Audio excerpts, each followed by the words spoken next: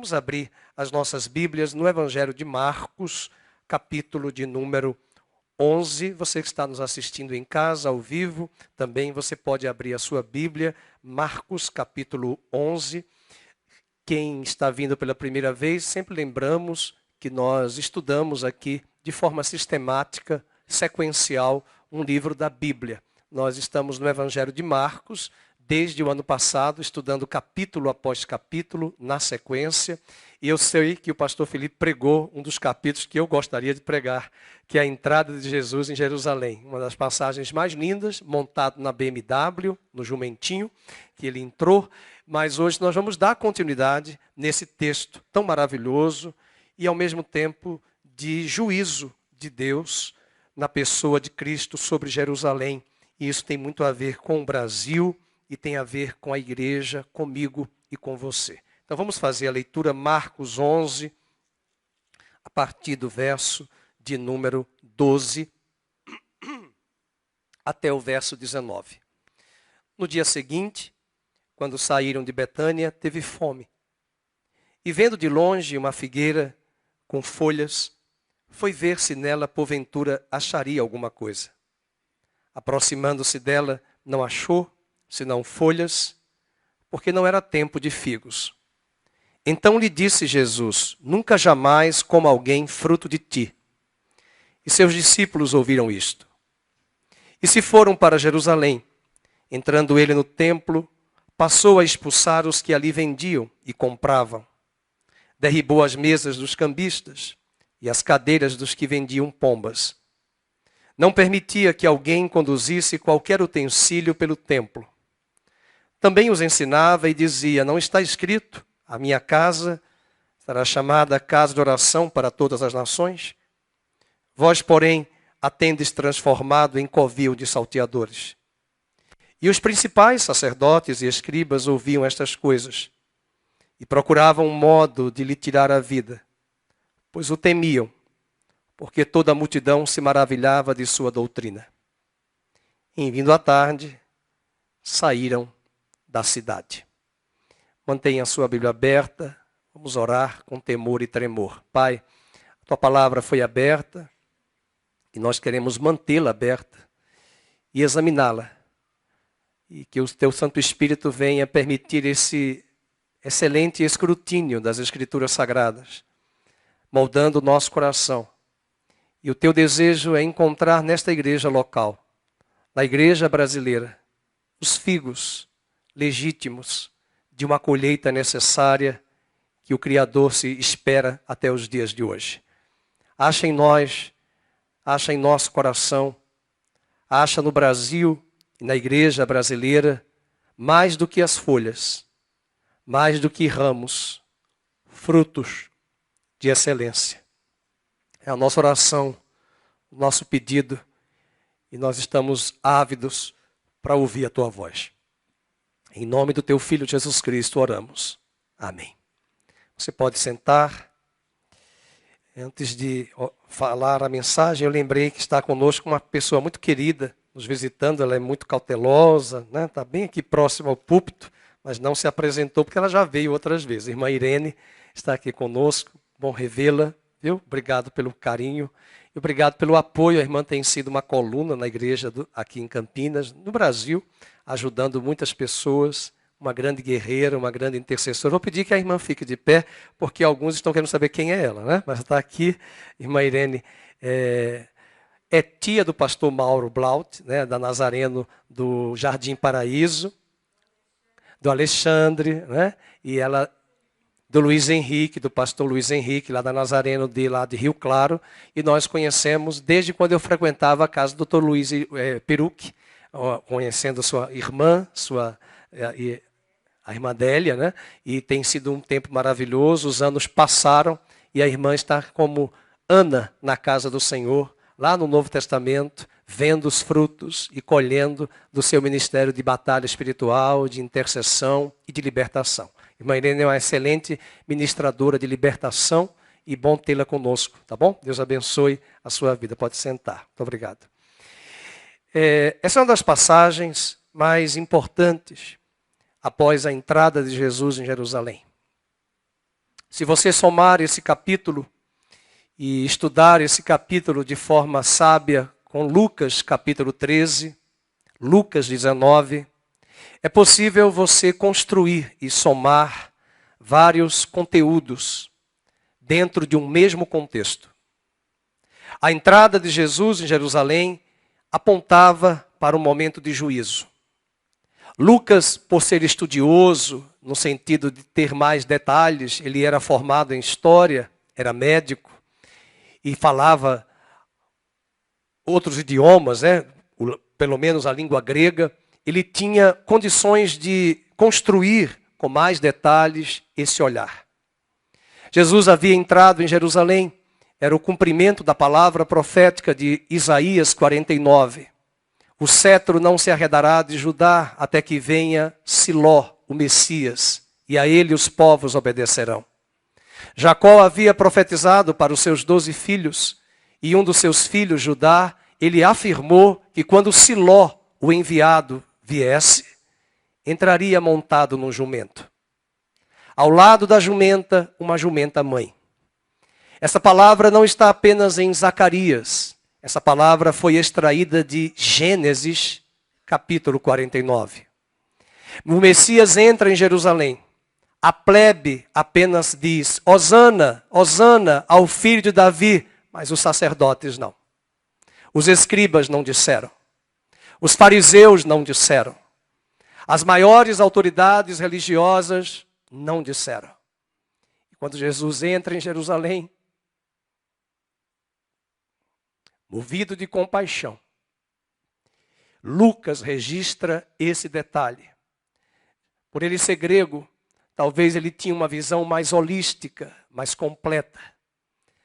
Lucas é um homem que consegue escrever o desenvolvimento humano de Jesus. Ele não está apenas preocupado com as questões espirituais. Ele olha para o ser humano como médico e diz que Jesus crescia em graça, espírito, em sabedoria, intelecto, alma, e no corpo, em estatura. Ele olha e registra essas palavras que eu vou dizer. Ah, Jerusalém, se tu soubesses que dia é hoje. Mas agora os teus olhos estão ocultos, estão ofuscos, não estão enxergando, não estão contemplando. Se tu soubesses que hoje é o dia da tua visitação.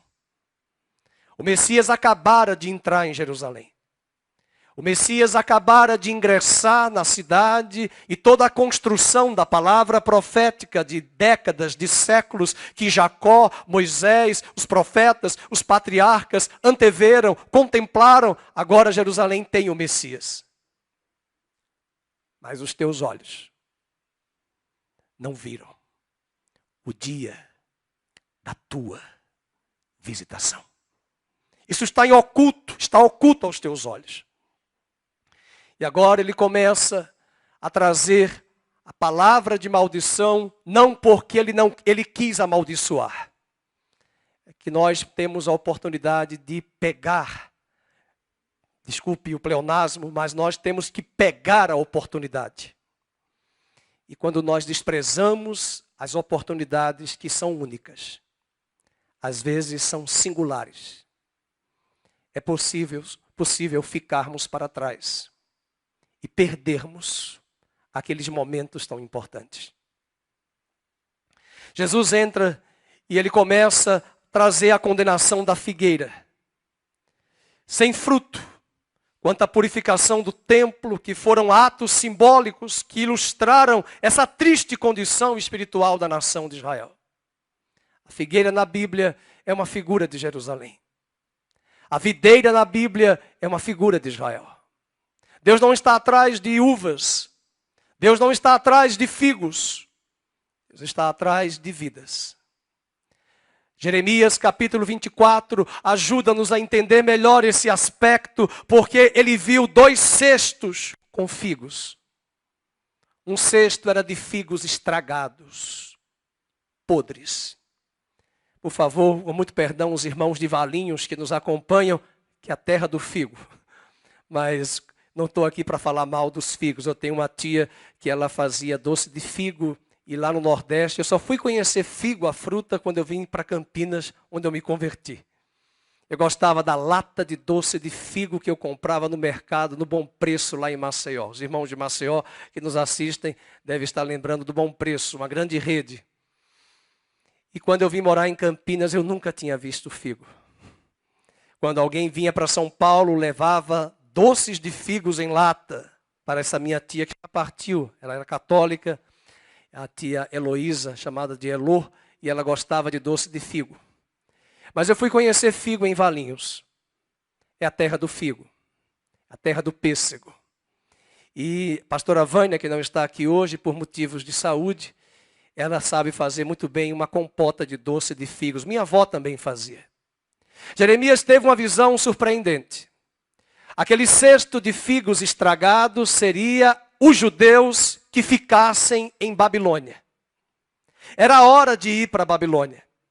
Era hora de ir para a disciplina de Deus. Era hora de permitir que Nabucodonosor, Babilônia, fizessem o juízo, porque Deus usa quem Ele quer para corrigir, para disciplinar, para cumprir os seus propósitos. Israel ouviu a sentença de Jeremias. Aqueles que não se sujeitarem à disciplina serão mortos. Jeremias teve dificuldades de falar com Zedequias, o rei. Zedequias, o rei, ouve a mensagem e Jeremias diz: você deve se entregar à Babilônia, a Nabucodonosor, para que a sua vida seja poupada. Zedequias era intempestivo, teimoso, rebelde, e prende Jeremias numa cisterna, manda ele para o Egito, mas Zedequias insiste em ficar em Jerusalém. Não era hora de ficar em Jerusalém, porque o juízo de Deus está vindo. Era hora de aceitar a disciplina do Senhor. E aquela visão de cesto de figos podres. Eram judeus que ousassem ficar em Jerusalém. Era hora de ir para a Babilônia. Era hora de aceitar a correção de Deus. Jeremias disse para o rei: se vossa majestade não for, Nabucodonosor virá e você ficará cego. Seus olhos serão vazados. Seus filhos serão mortos à espada da Babilônia à sua frente. E para grande tristeza das consequências de atos rebeldes do nosso coração, Zedequias não se submete. A palavra de Jeremias se cumpre na cátedra. Ele tem seus olhos vazados. Ele é levado para a Babilônia cego. E perde seus filhos à espada da Babilônia, porque não aceitou fazer parte do cesto de figos conservados que iriam para a Babilônia. Aquele cesto de figos que iriam para a Babilônia seriam guardados, seriam preservados. E aqui eu vou parafrasear minha tia que gostava de doce de figo. Ficariam na lata. Mas voltariam um dia para Jerusalém, depois de 70 anos, aquele cesto de figos que não seriam destruídos, preservados. Voltariam para Jerusalém. Essa história Israel sabia. Essa história está escrita no livro de Jeremias, capítulo 24, e essa história é muito bonita, e os judeus deveriam se lembrar nos dias que o Messias entrou em Jerusalém. Em Lucas capítulo 13, Lucas descortina e abre o nosso horizonte. Jesus diz: há 3 anos eu estou esperando figos nessa figueira. Ele estava afirmando que desde o início do seu ministério, aos 30 anos de idade, até os 33, 3 anos, ele estava visitando a figueira, visitando Jerusalém, esperando figos. É tão bom comprar um figo maduro. Uma senhora católica, amiga nossa, minha aluna, ela nos presenteou no final do ano, e também o Roberto e a Rose sempre gostam de nos dar um pacotinho de figos. E eu aprendi a comer figo em Campinas, mas eu comia doce de figo em Maceió. E esse pacote de figo, quando eu recebo, eu lembro de Jeremias. Eu lembro de Jesus procurando em Lucas 13, em Lucas 19, e agora em Marcos capítulo 11, ele entrando em Jerusalém, é a última semana dele na terra, é a última semana dele em Jerusalém, procurando figos, ele só encontra folhas, só encontra folhagem. A folhagem, dizia Charles Spurgeon, o príncipe dos pregadores, é a arquitetura do belo, é a estética, é a ornamentação, é a ostentação que a igreja contemporânea sabe fazer muito bem. Nós temos muito barulho nas igrejas, nós temos muito show, desculpe dizer, até boate a igreja se tornou. E eu não tenho nada contra essas estruturas, desde que a palavra de Deus seja pregada com pureza. Eu não tenho poder para julgar ministério algum, mas Deus continua e quer e está procurando frutos. E alguns pontos nós devemos destacar aqui, porque o que acabamos de falar, olhe para o texto, do verso 12 ao verso 14, ele está falando da figueira sem fruto. Logo em seguida, ele vai falar da corrupção sistêmica dentro do templo de Jerusalém. Israel estava externamente sem frutos, a árvore, a figueira, e estava internamente corrupta, o templo, por dentro. Essa é a visão que Jesus tem quando ele entra montado no jumentinho na cidade de Jerusalém, acabando de ouvir Hosana, Hosana ao filho de Davi. Foi a plebe que falou isso. As estruturas não disseram. Foi nessa hora que Paul Wilbur gravou há muitos anos atrás, em 95, aquela música maravilhosa que o Diante do Trono da Igreja Lagoinha gravou alguns anos atrás. Baruch Rabá, Hashem Adonai. Bendito que vem, em nome do Senhor. Essa frase foi ouvida pelos plebeus.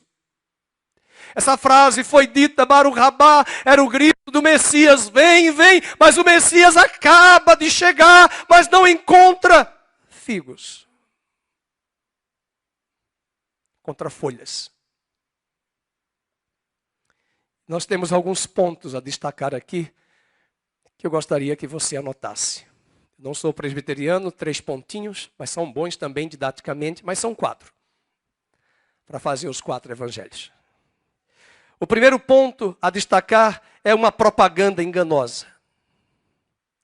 O primeiro ponto é essa propaganda enganosa, é a figueira sem frutos. Tinha pompa, mas não vide. Tinham rituais, mas não tinham comunhão com Deus. Tinham inúmeros sacerdotes, mas não tinham homens de Deus.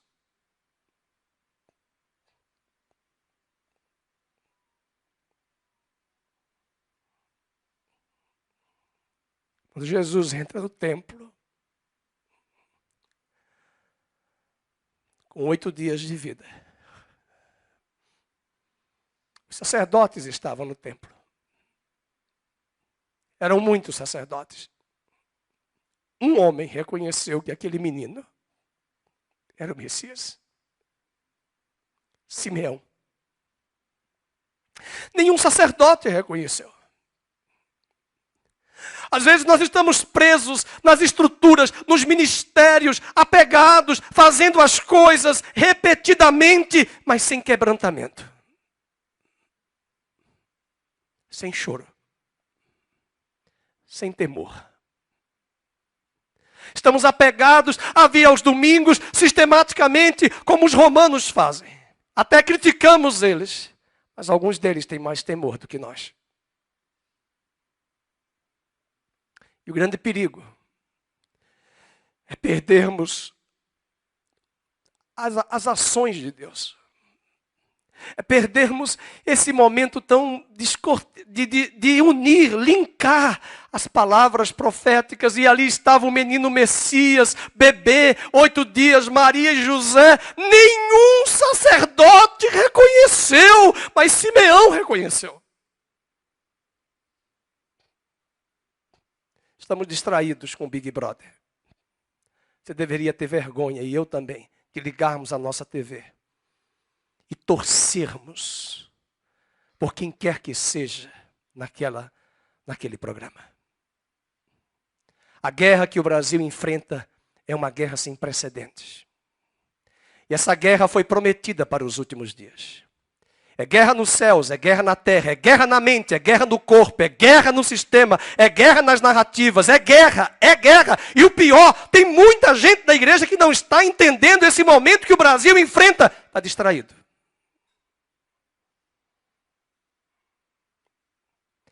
Porque são figueiras, são folhas, mas não tem fruto.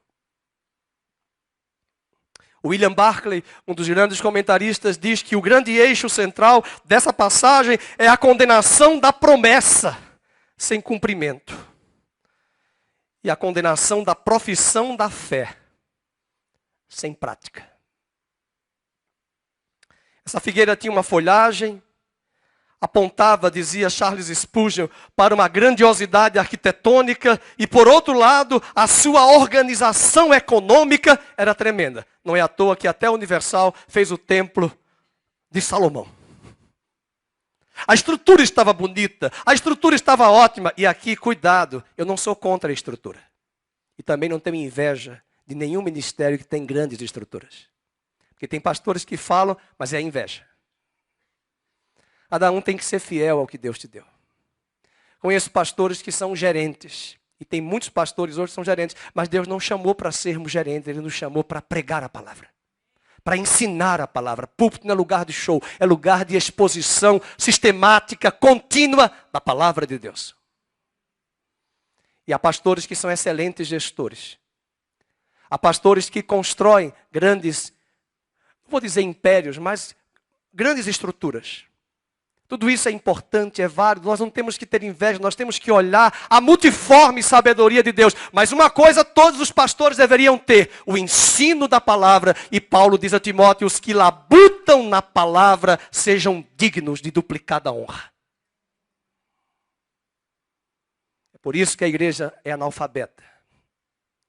Ela sabe quem são os parceiros, os integrantes do Big Brother, mas não sabe onde está o livro de Oséias, Amós, Joel, Abacuque, Naum e Malaquias.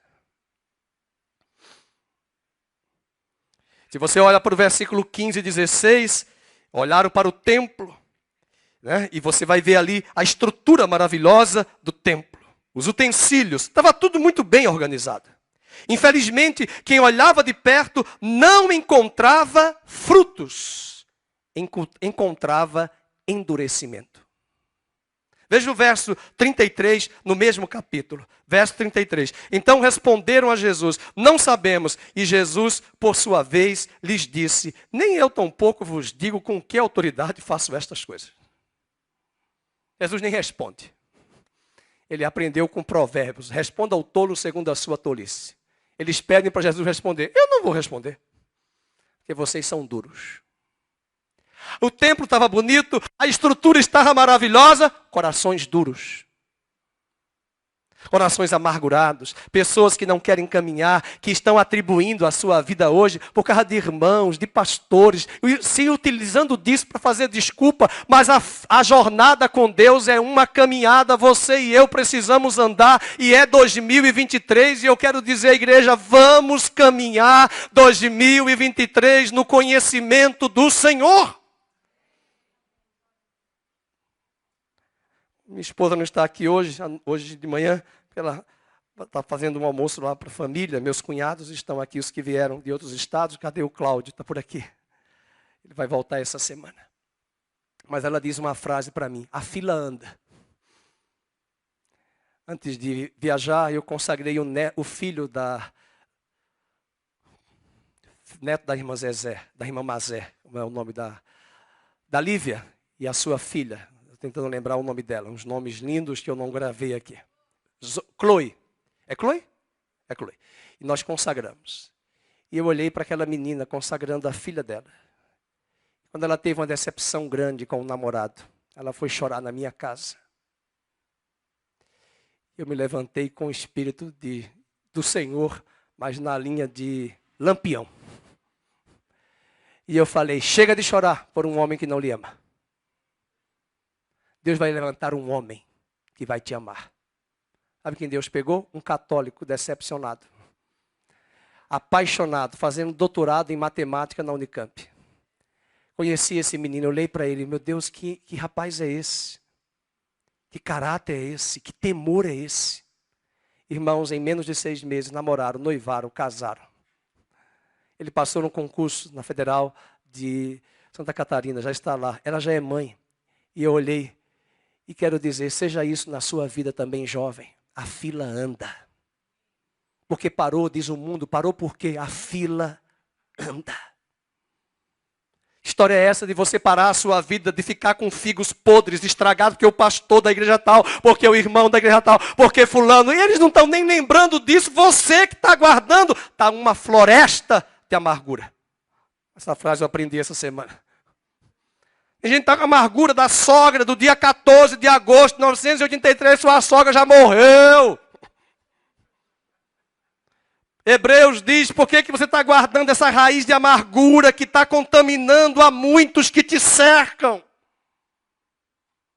E essas pessoas amargas, essas pessoas mal resolvidas, essas pessoas que gostam de terceirizar a culpa dos seus erros, as consequências dos seus erros, essas pessoas estão aptas a serem esses figos estragados que não aceitam a disciplina do Senhor.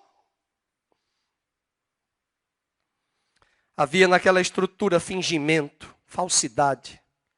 Se você vai para o capítulo 12, verso 12, é fingimento. Veja o capítulo 12, verso 13. Versículo 13 e 15 do capítulo 12 de Marcos. É falsidade e fingimento. Capítulo 12, verso 24 e 27. Cegueira instruída. Infâmia no versículo 38 e 40. E o versículo 15 é ainda muito mais concreto. Lá no capítulo 11. É que Jesus está nos falando. A estrutura estava muito linda no templo. Mas a figueira não tem figos. A figueira sem frutos aparenta superar as demais figueiras. A figueira sem frutos destacava-se dentre as demais. Assim são aqueles que parecem verdadeiros cristãos, mas só têm aparência. São loquazes na conversa.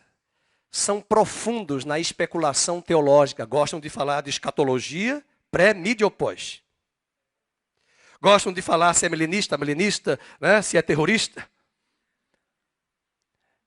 Gostam de dizer isso, aquilo, especulando. Olha, é Calvino, é Armínio, eu não quero saber, eu sou de Cristo. E é tanta especulação, mas o pior, são estéreis. Dei muitos anos aula num seminário na Faculdade Nazarena. Uma vez na prática, quando nós começamos a igreja aqui, lá no antigo prédio, vamos fazer evangelismo num bairro, na comunidade. Eu não gosto de chamar outro nome para não depreciar, mas numa comunidade. Entramos na casa. Um irmão que estava do meu lado, executivo. Assim que entramos, casa de barro e as narinas cheias de secreção catarral. A pessoa ficou perdida. Pastor, eu não sei o que fazer. O menino traz aí um lenço. Não tem lenço não. Papel higiênico? Não tem. Papel toalha? Não tem. Então vai na mão, vem para cá. Vamos lavar aqui na torneira essa secreção. Porque o verbo se fez carne e habitou entre nós. Fazer missões não é falar da Bíblia, não é falar com português, concordância verbal, nominal, certinho. É colocar a mão na massa. E a necessidade era limpar, desculpa a expressão, o catarro da criança. Acho que a criança tinha 4 anos, estava sozinha. Uma outra criança tomava conta do irmão de 12 anos. Cadê sua mãe e seu pai? Não está. Eu digo, vem cá, minha filha. E a gente estava entregando lembrancinhas para a criança. E fazer missões e evangelismo não é entrar nas casas e pregar a Bíblia. É viver a Bíblia. Quem vai lavar sou eu. E o irmão ficou, pastor, eu não sei o que fazer. Eu digo, irmão, por favor, retire-se e deixe que eu faça. Depois a gente faz numa outra casa mais chique, mais elegante para você entrar. Eu não falei mais chique, mais elegante, mas é porque não sabe fazer missões. Estudou teologia, mas a prática é essa. Eu não já contei aqui que eu fui fazer missões numa fazenda lá no interior, ainda jovem, em Alagoas. Quando eu cheguei lá, estava cansado, o sol quente do sertão. Quando eu fui comer, a irmã disse, olha, é aqui, não tem mesa, é no chão. E eu disse, vou lavar as mãos. Não tem banheiro, não tem nessa de toalete, lavabo. toalhinha com sabão líquido? Tem não, querido. É no riacho. Eu lavei minha mão, achei que estava bem lavada, porque eu ia comer com as mãos. Não tem talher. Aí Deus, lavar bem, tirar todas as bactérias, os resíduos aqui dos dedos. E quando eu cheguei, terminei de lavar, que fiz assim, que olhei o tolete. Eu falei, agora ficou pior. Eu fiquei pensando das bactérias que se fragmentaram do tolete e chegaram na minha mão por antecipação pela corrente. E eu fiz uma coisa que vocês podem dar risada. Eu corri, eu acho que uns 300 metros lá para frente. Eu digo, acho que as bactérias não chegaram lá. Corre para lá. Aí, eu vou lavar lá. Isso é fazer missões. E sentei-me à mesa com uma irmã que é missionária, a irmã Márcia. Até hoje eu lembro dela, que é da primeira igreja batista de Maceió. E eu disse, Márcia, missão é isso. E não reclama. E comemos feijão preto na farinha, com charque cozido, com arroz. Foi o nosso almoço. Maravilha. E eu falei, também orei, Senhor, limpa de toda a contaminação. Principalmente as minhas mãos, os meus dedos. E é nessa hora que nós somos chamados para dar fruto como figueira. A figueira sem frutos aparenta superar as demais figueiras. Eles eram estéreis. A figueira sem frutos parecia desafiar as estações do ano. Olha que curiosidade. A figueira produz folhas em março e abril. E então começa a produzir frutos em junho. Com outra safra em agosto. E possivelmente há uma terceira colheita de figueira no mês de dezembro. Só que a presença de folhas implicava na presença de frutos. Só que a figueira é uma planta que produz os frutos antes das folhas. E folhas pressupõem frutos. E ela fazia propaganda do que não tinha. Jerusalém. E assim também algumas pessoas parecem muito adiantadas em comparação com as pessoas ao seu redor. Mas é só fachada. É só aparência. É só ostentação. Eu tenho muito cuidado com pessoas que dizem assim perto de mim. Eu já li a Bíblia 70 vezes. Eu tenho vontade de dizer, e eu 72. Mas eu não vou mentir. Até porque eu já perdi a minha contagem, que eu já li só o Novo Testamento. Não convém aqui dizer número, porque ninguém é melhor e mais espiritual pelo que já leu. Mas eu quero dizer que eu conheci pessoas que nunca leram a Bíblia. São analfabetas. Mas que marcaram a minha vida. São pessoas que falam, nós vai, nós foi. Mas que mudaram a minha vida. Não espiritualize achando que as pessoas que leem mais, que oram mais, que jejuam mais, são as mais espirituais. Cuidado com a aparência. O evangelho é muito simples, irmãos. O evangelho é muito prático. Peça a Deus discernimento. Cuidado com as pessoas. Abra mão dos seus preconceitos. Cuidado para não criticar certas igrejas que a gente coloca lá na apologética que elas são falsas igrejas. Podem ser falsas as estruturas. Mas tem gente boa lá dentro e sincera. Deus pode pegá-las. Deus pode transformá-las. Não coloque tudo numa caixinha. E Deus não é especialista em caixinhas. E quando o homem acha que ele tem todas as caixinhas construídas, cuidado, ele pula a caixa e pula a cerca. E as histórias das denominações falam isso. Uma tristeza ouvir falar da igreja metodista, de onde veio a igreja do Nazareno. Uma ala dela seguiu o liberalismo teológico. Está fazendo estragos. Não só nessa denominação, mas em tantas igrejas. É só olhar para as grandes universidades americanas, Harvard, quando os puritanos ingleses chegaram. E você fica escandalizado de ver o que eles disseram no nascedouro de Harvard. Que eles tinham que ensinar todos os membros das igrejas deles a palavra. Harvard já tirou a Bíblia da universidade. Isso é apostasia. Significa dizer que as denominações, elas são importantes, elas têm contribuições, mas elas podem se perder no meio do caminho. As estruturas ofuscam os nossos olhos, mas Deus continua olhando para o coração. Folhas, assim também algumas pessoas parecem mais adiantadas. Elas vivem muito em aparência. A figueira sem frutos atraiu a atenção de Jesus. Ele viu de longe essa árvore.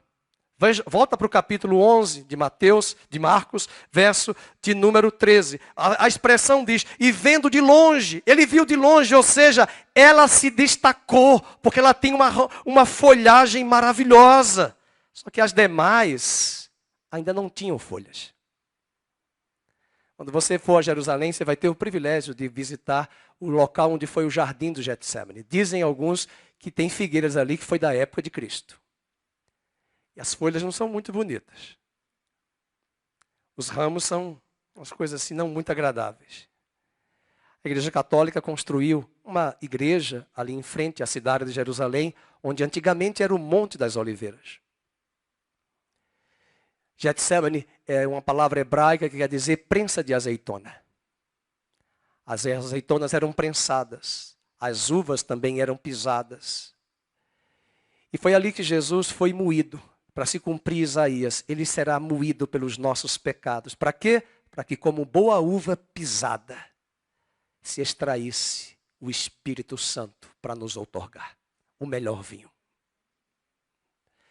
Os figos de Jerusalém iriam para a Babilônia. Os que não foram, se tornaram podres. Os que foram, e foram corrigidos, voltaram. E eu vou dizer a lista de quem voltou. Vai dizendo amém. Neemias. Esdras, Ageu, Zacarias. Diz amém, irmãos. Malaquias. Eles voltaram. Eles reconstruíram o templo. Os cestos de figos que ficou lá em Babilônia foi preservado. E olhe que não tinha geladeira. Eles foram preservados. E nem tinha lata da Revolução Industrial para fazer a lata de doce de figo. Mas essa figueira, em destaque, representa aqueles que sem nenhuma modéstia tocam trombetas e anunciam frutos que não possuem. A primeira lição que aprendemos aqui, você vai anotar, é uma propaganda enganosa. A segunda lição, uma investigação meticulosa. O rei Jesus vai investigar a figueira e assim como ele investigou a nação de Israel, o templo, os rituais, os corações, ele ainda sonda os corações. Porque Jesus tem o direito de procurar fruto em nossa vida. Permanecer em mim. Porque quem permanece em mim vai dar frutos. Aquela árvore estava fazendo propaganda de algo que não possuía. E eu pergunto hoje de manhã, você que está em casa, você que está aqui, Jesus tem encontrado fruto na sua vida? O Pai é glorificado quando nós produzimos muito fruto. Jesus disse em João 15, verso 8, o Renan vai colocar na tela, João 15, verso 8, Jesus disse que nós vamos glorificar o Pai. Nisto é glorificado meu Pai, em que deis muitos frutos, e assim vos tornareis meus discípulos. Jesus não se contenta com folhas, ele quer frutos. Charles Spurgeon dizia que a profissão de fé sem a graça divina é a pompa funerária de uma alma morta. A terceira lição que aprendemos aqui é uma condenação dolorosa. Veja no capítulo 11, você pode até se assustar, você tem que respirar fundo, é a última semana de Jesus na terra. E ele diz para a figueira, verso 14, então lhe disse Jesus, nunca jamais coma alguém fruto de ti. Que palavra forte. Se Jesus tinha poder para matar a árvore, por que ele não usou o poder dele para restaurar a árvore? Você precisa conhecer a Bíblia, irmãos, e eu também. Em Lucas 19 e Lucas 13, Jesus disse assim, Pai, deixa eu adubar a figueira. Há 3 dias que eu estou aqui tentando adubar essa figueira. Deixa eu adubar mais, para ver se essa figueira dá fruto. mas agora era o deadline. Em inglês é uma expressão que nós usamos, é a linha final. O Messias acabou de entrar, André. O Messias já entrou. Eles não enxergaram. Eles não viram. O grande problema dessa geração é muito sério. Nós temos equipamentos hoje que aquela geração não tinha para discernir quando vai chover, quando vai acontecer isso. Nós temos satélites que agora mesmo, se você entrar no Google, você vai acompanhar a Terra sendo filmada ao vivo, just in time, no seu computador, no seu celular. Nós temos equipamentos para previsão, nós temos equipamentos nutrientes que fazem prevenção de doenças para restituir aquilo que o nosso organismo está precisando. Nós discernimos muita coisa, mas nós não discernimos que tempos são estes. Nós não estamos entendendo. Uma parte da igreja está distraída, ela não está entendendo e está concordando com muita coisa do que está acontecendo na República. Nós estamos enxergando coisas que nem da ditadura nós enxergamos. Com as devidas proporções, porque houve coisas lá abusivas e terríveis. Nós estamos perdendo a liberdade, que é algo que os puritanos ingleses que chegaram a Nova York colocaram e receberam da França a estátua da liberdade. O hino de Israel, passei ontem para alguns irmãos, pastor Felipe, termina com a liberdade de chegar na nossa terra. E nós estamos na nossa terra, no nosso solo pátrio, e estamos perdendo rapidamente as liberdades.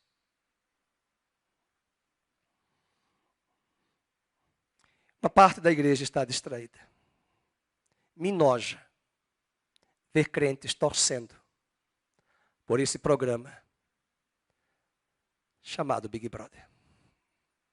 O nível de sensualidade, de pornografia, de prostituição, que tem derrubado pastores, derrubado crentes.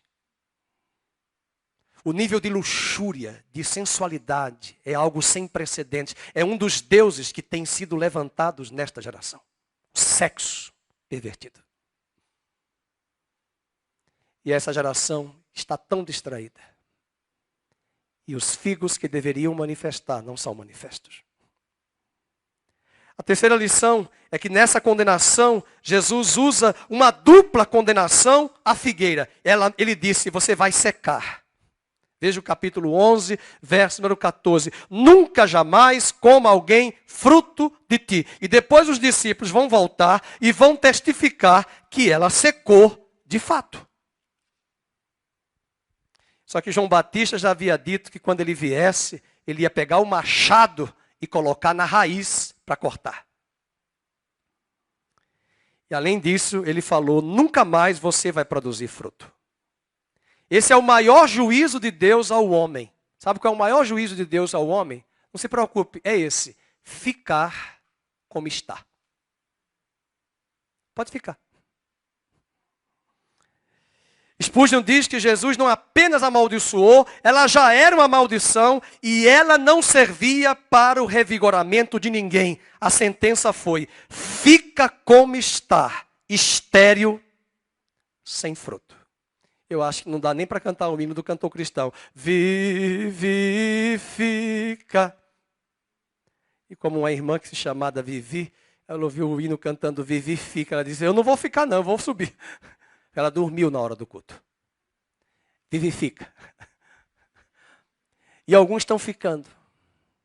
E alguns estão ficando. E alguns estão ficando. E alguns estão ficando, e alguns estão ficando, e o tempo está correndo, e toda a verdade é paralela. Hoje tudo na tecnologia se renova rapidamente, a prova disso são os smartphones, mas também tudo é paralelo. No mundo espiritual, as coisas estão acelerando sem precedente. Se você ainda está na época de batalha de Rebecca Brown, querido, nós já estamos no upgrade. Estamos bem avançados. Não há tempo mais para brincadeira. Nós temos que tomar as rédeas, nós temos que preparar a nossa casa, arrumar os nossos filhos. Nós temos que estar engajados. Eu visitei agora Maceió e uma irmã que eu encontrei da nossa época de juventude, da Batista El Shaddai, ela disse, pastor Fernando, as igrejas agora aqui em Maceió, 2 delas grandes, estão formando complexos. O que é complexo? Um grande terreno para criar escola, faculdade, restaurante, shopping, para todo mundo comprar de si mesmo, porque do que está acontecendo nesse mundo do globalismo, a gente não sabe o que vai acontecer. Porque quando a gente hoje compra um certo produto, estamos financiando e subsidiando empresas que são contra os princípios do cristianismo. E eles não estão pensando em complexos arquitetônicos caríssimos, eles estão pensando para que a igreja aprenda a viver em comunidade. Eu não sei se isso vai dar certo, eu não tenho a resposta, mas está difícil. Porque quando você hoje e eu não fazia isso, mas agora estou fazendo nos últimos anos. Quando eu vou comprar algo, eu falei, quem é essa empresa? O que ela sustenta? O que ela subsidia? O que ela está alimentando? Porque eu estou sustentando uma empresa que está corroborando para destruir a minha liberdade. Então nós temos que pensar. Cuidado com Netflix, cuidado com Disney, cuidado com isso. Por que não você fazer uma assinatura do Brasil Paralelo? E investir em literatura, investir em filmes. Queridos, é uma plataforma maravilhosa para você investir. Ah, pastor, é R$59. E quantos pagaram anos nessas outras que eu falei? Das 2, de 3, para baboseira. Tem coisas boas lá? Tem, eu não tenho dúvida. Mas tem muita coisa de valores que estão ali impregnados, que não são os valores do reino de Deus. É uma luta, é uma batalha, é uma guerra de decisão. Ela nunca mais produziu fruto. E o último ponto, vamos lembrar os pontos, uma propaganda enganosa da figueira, uma investigação meticulosa de Jesus, uma condenação dolorosa, ele diz isso para Jerusalém. E agora no 4 ponto e último, uma lição primorosa. Depois de condenar a religião formal, mas sem vida, Jesus mostra aos seus discípulos como ter um relacionamento certo com Deus. Ele fala sobre 2 condições fundamentais para termos comunhão e vitória com Deus por meio do coração. Volta para o seu livro, a sua Bíblia, capítulo 11 de Marcos, verso 20 a 26. Ele vai falar de termos uma fé em Deus. E essa fé não é um salto no escuro. Porque lá no verso 20 e 21, ele está falando da figueira de novo. E passando eles pela manhã, viram que a figueira secara desde a raiz. Então Pedro, lembrando-se, falou, mestre, eis que a figueira que amaldiçoaste secou. Ao que Jesus lhes disse, tende fé em Deus.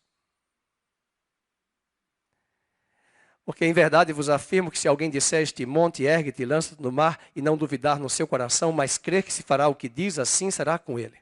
Ele está dizendo que a figueira não ouviu o que Deus falou lá atrás. E como não ouviu, não acolheu, não frutificou. Mas quem crer nele, no relacionamento com ele, que acolher a palavra e obedecer, vai lançar o monte até o mar. Esse reino se expandirá.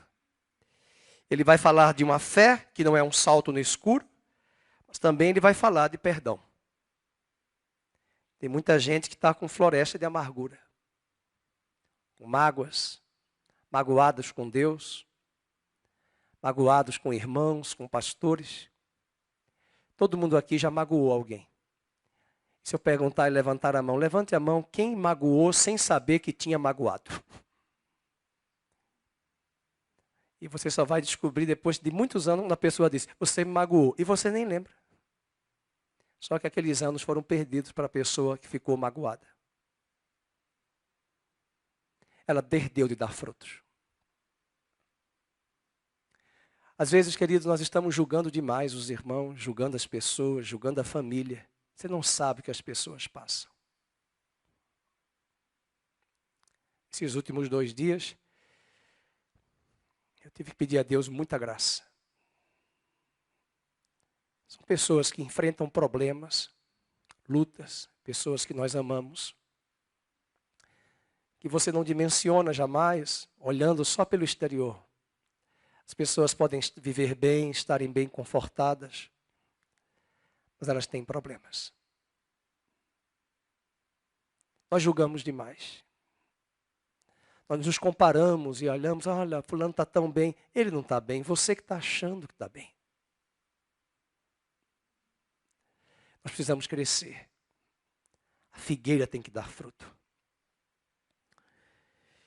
O grande desafio nessa lição primorosa é o perdão. Ele vai falar no verso 26. Mas se não perdoardes também vosso Pai Celestial, não vos perdoará as vossas ofensas. Você veja que ele está falando isso quando ele recebeu o sinal. A figueira secou de vez, morreu.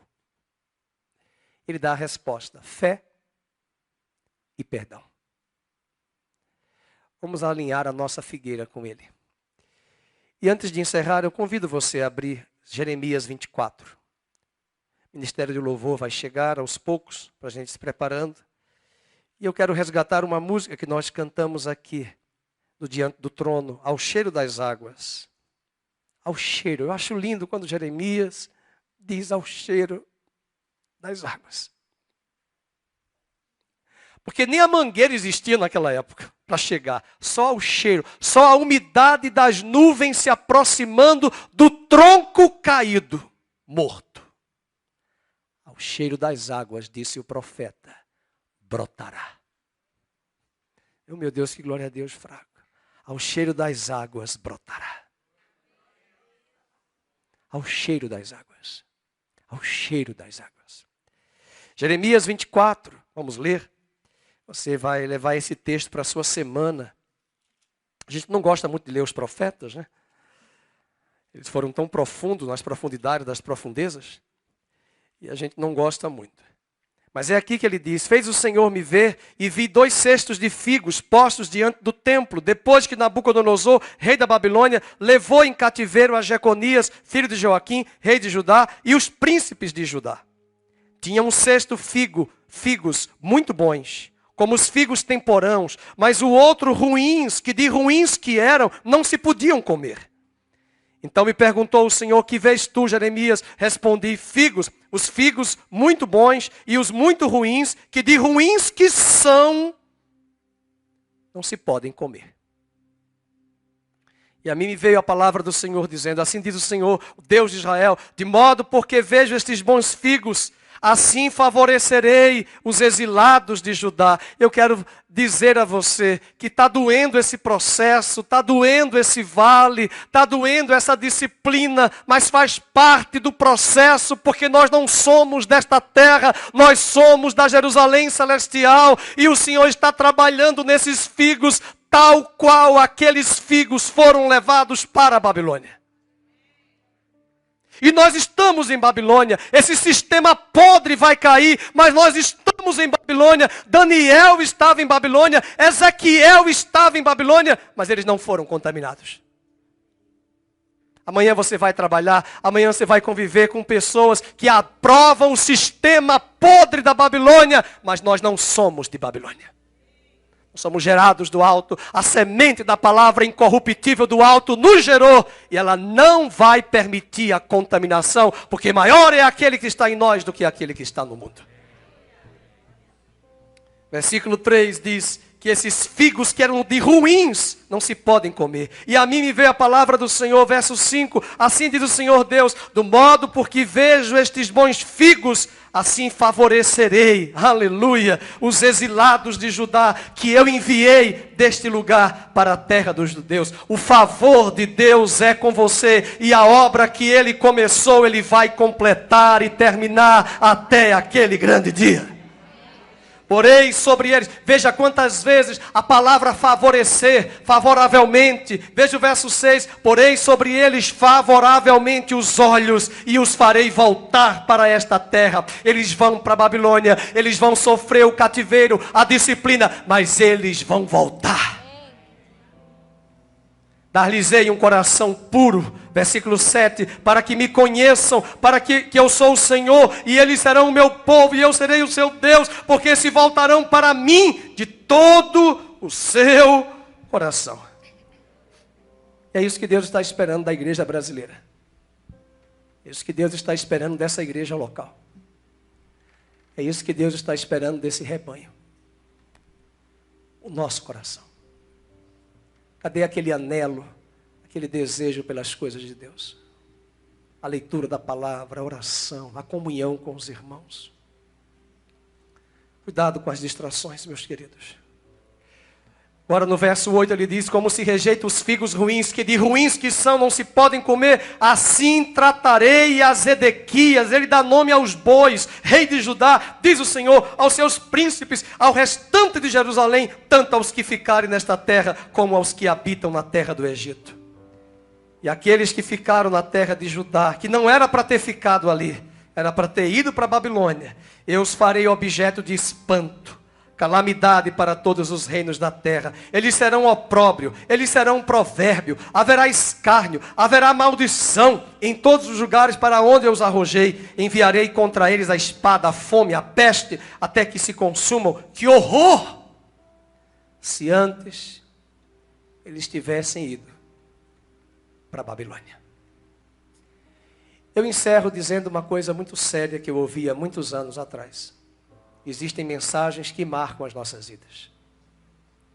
Jeremias 7 falou para Israel: parem de ficar endeusando o templo. Eu mandei fazer o templo, mas eu também tenho poder para destruir o templo. E o que os judeus jamais dimensionavam era que um dia aquele templo de Salomão seria destruído. Ele foi destruído. E Deus vai usar várias vezes Jeremias e outros profetas para dizer: eu vou levar vocês para a Babilônia. Não vai ser o fim do mundo, não. Vai ser uma terapia divina. Vocês vão voltar viçosos, corrigidos. Foi dessa disciplina que os judeus aprenderam em Babilônia. Existem hoje grupos de judeus que, quando vão escrever a cópia do manuscrito à mão, eles se ajoelham na hora de traduzir o nome de Deus, mudam de caneta para escrever Yahvé na hora da tradução manuscrita, porque eles aprenderam em Babilônia: não tomarás o nome do teu Deus em vão. Eu não gosto de dizer assim, diga para o seu irmão, você vai dizer para você mesmo, que a correção do Senhor é maravilhosa. E eu quero dizer bem baixinho, que Ele vai nos surpreender. O favor dEle vai estar no cesto de figos bons que foram para a Babilônia. E eu digo ainda mais, não, você não vai ficar em Babilônia não, porque não tem mais nem tempo de ir para cativeiro. Cativeiro foi a Idade Média. Agora é hora de arrumarmos as malas, que o Messias está voltando, e encher as malas de almas e de vidas. Queria convidar você a ter a liberdade de você reconhecer se essa árvore está tão seca, ou alguns ramos que estão tão caídos, e alguma área que Deus trabalhou hoje em seu coração que você gostaria de vir entregar para Ele.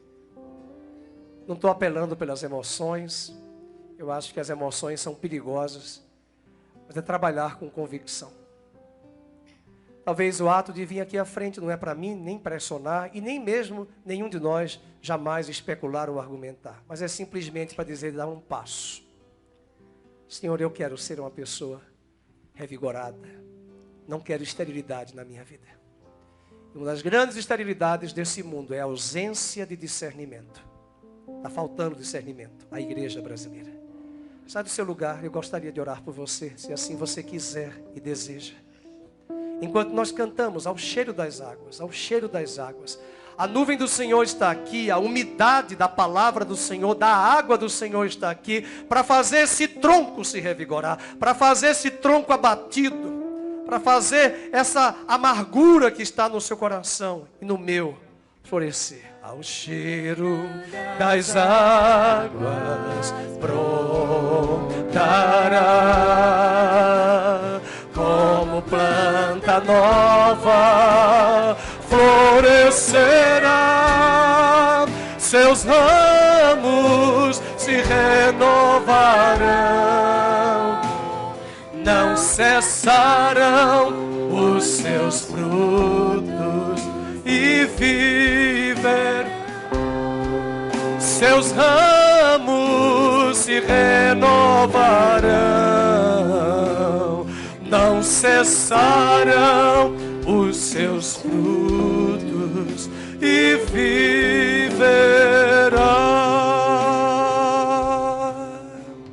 Pai, enquanto esse teclado dedilha aquilo que nós humanos não temos capacidade de ministrar, aquilo que nós pastores não temos a ferramenta hábil para moldar e quebrantar corações. Que nesta manhã, essa culpabilidade que está em nossa alma, nos acusando, mostrando que estamos estagnados, estéreis, nós não vamos deixar que essa voz prevaleça. Nós vamos reconhecer hoje neste lugar os nossos erros, a nossa omissão, a nossa negligência, a nossa desconstrução dos valores, a nossa concordância com o Deus deste século, nas propostas que esse mundo nos oferece, e nós anuímos, concordando, aceitando o que família, amigos e colegas nos dizem. Nós estamos aqui de uma forma racional, sem apelar para as emoções, mas trazer por convicção que esse tempo chegou. Que assim como Cristo estava na última semana, nós estamos nos últimos dias, nos últimos anos, antes da vinda do Senhor, e isso se faz necessário e urgente. Nós te pedimos perdão pelos nossos erros. Venha com teu Espírito Santo hoje, ao cheiro das águas, nos ajudar. Espírito Santo de Deus, venha nos ajudar hoje de manhã. Venha ajudar o nosso quebrantamento. Nós não conseguimos nos quebrantar sem a tua ajuda, Espírito Santo. Venha trazer em nós o temor, o amor apegado ao teu coração, para que pela força do amor nós possamos dizer não para as coisas do pecado. Ah, Senhor, venha fortalecer hoje de manhã casais, jovens, solteiros, irmãos, não importa a idade. Aqueles sacerdotes estavam no templo, mas Simeão estava avançado em idade. Ele se quebrantou e disse: eu não quero ser estéril. Nós não queremos a esterilidade, nós queremos dar frutos para ti. Nós não estamos falando de ministérios, de desenvolvimentos de ministérios. Nós estamos falando de atitudes. A tua igreja tem tantas estruturas hoje, mas está faltando a vida. Nós estamos perambulando, ó Deus, procurando nas igrejas, nos lugares, coisas de novidade. Mas nós queremos buscar a tua palavra. É a tua palavra que a tua igreja tem que buscar. São os figos maduros. E ainda que estejamos debaixo da tua correção, ainda que a tua igreja esteja sendo corrigida, e talvez a correção está chegando a nós, chegando na nossa casa, na nossa família, na nossa despensa, no nosso emocional. Nós não queremos ser rebeldes, sair chutando. Nós não queremos buscar culpados. Nós queremos reconhecer nossas culpas e dizer: Senhor, nós pecamos contra ti. Nós queremos te pedir perdão pela nossa falha como igreja, pela nossa omissão como igreja, pela nossa falta de discernimento, pela nossa falta de senso crítico, pela nossa falta de conhecimento das Escrituras, mas também conhecimento da história, conhecimento do Senhor. Ah, Senhor, fortalece cada um aqui presente. Revigora, e que ao cheiro das águas, esse tronco se levante. Esses galhos façam prevalecer o broto. E desse broto venham ramos, venham galhos, venham folhas, venham frutos em seus devidos tempos. Oramos hoje de manhã pelos 28 anos do Emerson e da sua esposa. Nós colocamos esse casal tão especial. Que o Senhor abençoe seu casamento, seus 28 anos, a Elizabeth e seus filhos. Abençoe esta casa, abençoe a vida do pastor Aníbal, da pastora Vânia, a saúde dele ali no hospital, no centro médico. Senhor, levanta e põe a tua mão sobre este homem. São 87 anos de vida e mais de 70 anos de ministério. Que o Senhor dê a ele a tua graça, a tua força, a disposição, o ânimo. Fortalece o pastor Aníbal, cura-o e dê a ele a graça de ser mais um Simeão na nossa geração. Abençoe a pastora Vânia, que ela também seja curada, todo esse processo viral. E oramos também pela vida da Patrícia, ali nos Estados Unidos, que precisa de um rim de doação. Oh, Deus, faz um milagre nessa jovem. Faz um milagre nesse esposo. E obrigado pela Priscila, que se levantou para ser a doadora desse rim. Esteja alinhando tudo para que ainda esta semana a cirurgia seja feita.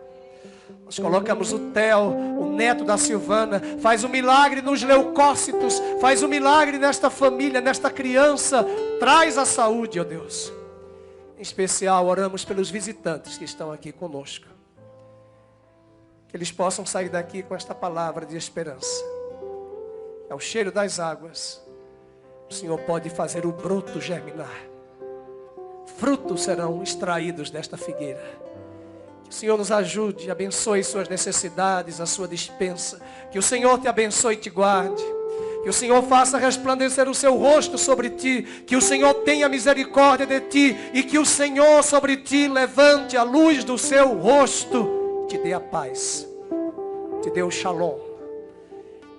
Que o amor de Deus imensurável, a graça maravilhosa de Cristo e a doce consolação do Espírito Santo permaneçam hoje e sempre sobre você que está aqui, sobre você que está em casa nos assistindo, sua família. Que o Senhor abençoe o Brasil, que venham tempos de arrependimento sobre o Brasil e na igreja brasileira, que venham colheitas de almas, que nós possamos ver coisas extraordinárias, que acima de tudo nosso coração esteja quebrantado, temeroso e alinhado ao teu coração. Em nome de Jesus oramos. Amém e amém.